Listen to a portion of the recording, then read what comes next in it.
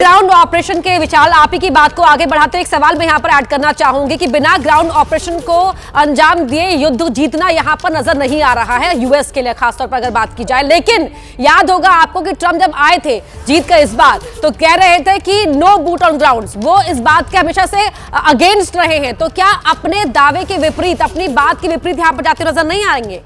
अपर्णा, देखिए राष्ट्रपति ट्रंप कब कौन से स्टैंड पर मौजूद रहे, कौन से स्टैंड पर अडिग रहे, ये कह पाना बहुत मुश्किल है। और इसीलिए ये कहा जा सकता है कि ट्रंप के बारे में कोई भी आकलन करना बहुत मुश्किल होता है। वो हर मिनट अपने फैसले, अपने जो उनकी सोच है उसको बदलते रहते हैं। और ईरान के मामले में भी हमने देखा कि एक बार वो कहते हैं कि बातचीत जारी है, हम बहुत करीब आ गए हैं बातचीत के, फिर वो कहते हैं कि हमारी सेना ने बड़ा हमला किया है, हम खार्क द्वीप को भी कब्जा कर सकते हैं। बहुत सारे दावे अमेरिका के राष्ट्रपति ट्रंप की तरफ से किए जाते हैं। और आज जो बयान दिया गया, क्योंकि दुनिया भर को इस बात की उम्मीद थी कि शायद आज कुछ युद्ध विराम को लेकर अमेरिका के राष्ट्रपति ट्रंप अपनी बात को साझा करे, कुछ उस दिशा में आगे बढ़ते हुए दिखाई दें। लेकिन राष्ट्रपति ट्रंप ने युद्ध विराम की तमाम संभावनाओं को सिरे से नकार दिया और सीधे तौर पर यह कहा है कि 2 से 3 हफ्ते तक यह ऑपरेशन और जारी रह सकता है। और इस 2 से 3 हफ्ते के ऑपरेशन में अमेरिका के राष्ट्रपति ट्रंप की कोशिश यही होगी कि किसी तरह से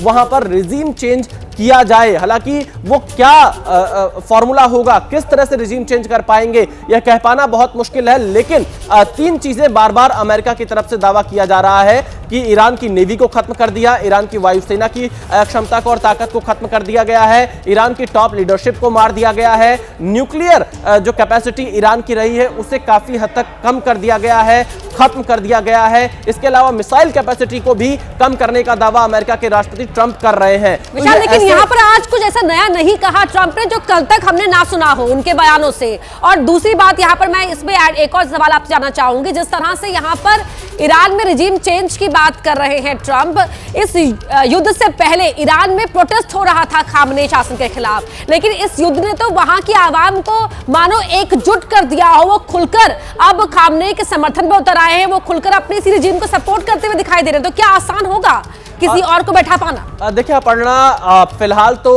काफी मुश्किल नजर आता है, लेकिन पर्दे के पीछे क्या कुछ कहानी चल रही है यह समझना काफी मुश्किल भी कई बार हो जाता है। कौन किसके साथ मिला हुआ है, क्योंकि बहुत सारी संभावनाएं ईरान में जो मौजूदा नेता हैं उनके बारे में हो सकती हैं। बहुत सारे कयास भी लगाए जा रहे हैं कि बहुत कुछ नेता अमेरिका के संपर्क में भी हो सकते हैं, क्योंकि अमेरिका के राष्ट्रपति ट्रंप अपने तमाम पोस्ट में बार बार यह दावा कर रहे हैं कि जो नया रिजीम है उनके नेताओं के साथ उनकी अच्छी बातचीत चल रही है। लेकिन अब तक वो अपने पत्ते नहीं खोल रहे राष्ट्रपति ट्रंप की वो किसे अच्छा नेता बता रहे हैं, कौन ईरान में राष्ट्रपति ट्रंप की पसंद है। लेकिन कुछ अमेरिकी मीडिया रिपोर्ट में बार बार यह कहा जा रहा है कि ईरान के स्पीकर के साथ में यह बातचीत अमेरिका की जारी है। तो क्या ईरान के स्पीकर अमेरिका की पसंद होंगे? और साथ ही साथ पेजेश्कियान क्या राष्ट्रपति ट्रंप की पसंद हो सकते हैं? क्या कल जो पोस्ट राष्ट्रपति ट्रंप ने अपने सोशल मीडिया साइट पर किया था जिसमें वो नए राष्ट्रपति के बारे में बात कर रहे थे, क्या वो पेजेश्कियान ही थे या कोई और है? क्योंकि पेजेश्कियान अगर थे तो वो उनको काफी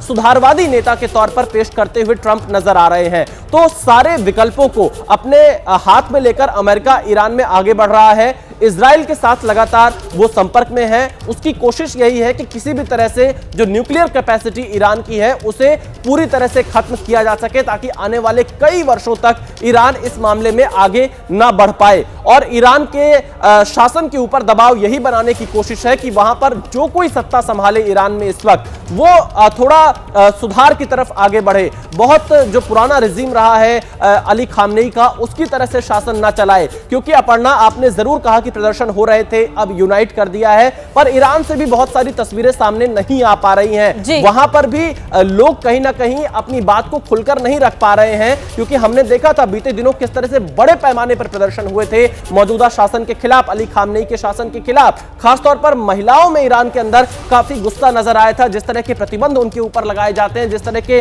अंकुश उनके ऊपर लगाए जाते हैं, उस वजह से विरोध मौजूदा शासन के खिलाफ ईरान के अंदर भी देखने को मिला। पर वहां से ऐसे रियल आवाज फिलहाल इस युद्ध के दौरान दुनिया के सामने नहीं आ पा रही हैं। तो यह कारण हो सकता है कि लोग चाहते हो पर डर की वजह से आगे ना आ रहे हो, क्योंकि जिस तरह से युद्ध के हालात हैं उसमें कौन किसको टारगेट कर दे लोकल ग्राउंड पर यह कह पाना बहुत मुश्किल होता है। तो देखना यही होगा कि इस बातचीत में क्या कुछ और चीजें निकलकर सामने आती। कई देश इसमें मध्यस्थता की कोशिश कर रहे हैं। 2-3 हफ्तों का समय राष्ट्रपति ट्रंप यहां जरूर दे रहे हैं।